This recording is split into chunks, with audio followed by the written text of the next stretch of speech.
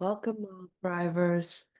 This is going to be a short intro video to moon mysteries. And I know this is kind of timely because we have a full moon coming up very soon. The moon, it is absolutely spectacular. It is a phenomenon that people are entranced by, especially full moons. Full moons tend to hold a lot of weight in the mystery vein for people, and a lot of craziness happens during the full moon. So it's kind of interesting that it really does affect human beings in various ways. And this is something observed all over the world, not just here in our own backyards. The moon is a celestial body that has captivated human beings for centuries, from ancient myths to modern spirituality. The moon holds such a profound significance, especially in its various phases. And many people have developed very cool and interesting rituals around the different phases of the moon.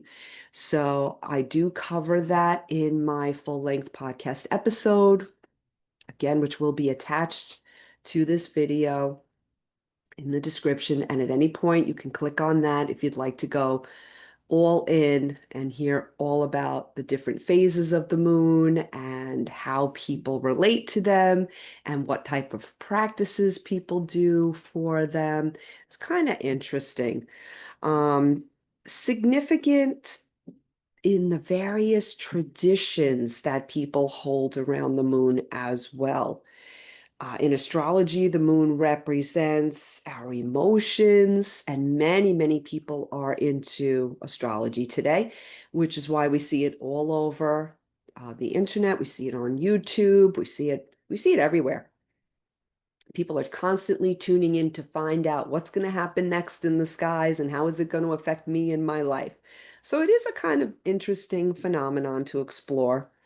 But it also represents the subconscious mind, which some people don't realize, and instincts in general, instincts of human beings.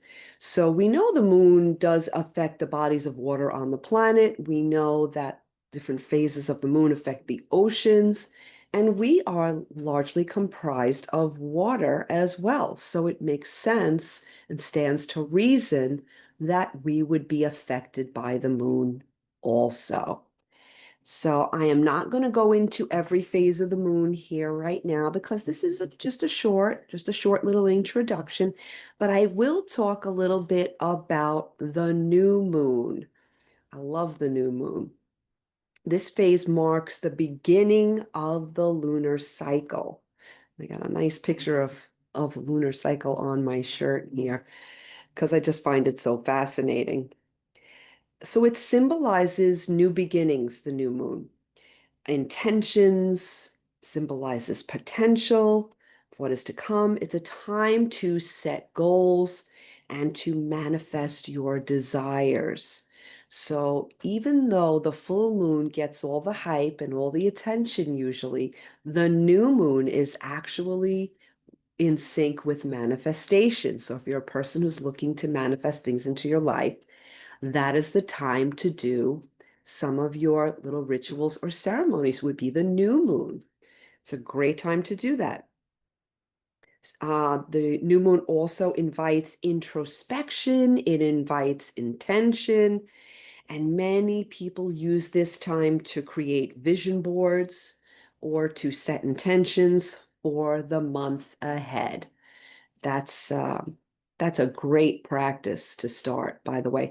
Sometimes you're just looking for a little intuitive practice or something to get you started. You may not have a lot of time, and you don't have to invest that much time. Getting started with these kinds of little intuitive practices or rituals can take as little as 15 minutes, and anybody has 15 minutes, but it's nice to create a little journal for yourself that you enter your thoughts, maybe your impressions or your feelings about what's going on when you try these little practices.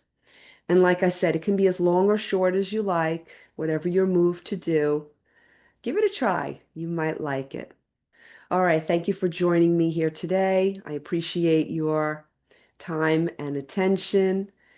And stay tuned, more to come. Until next time, namaste.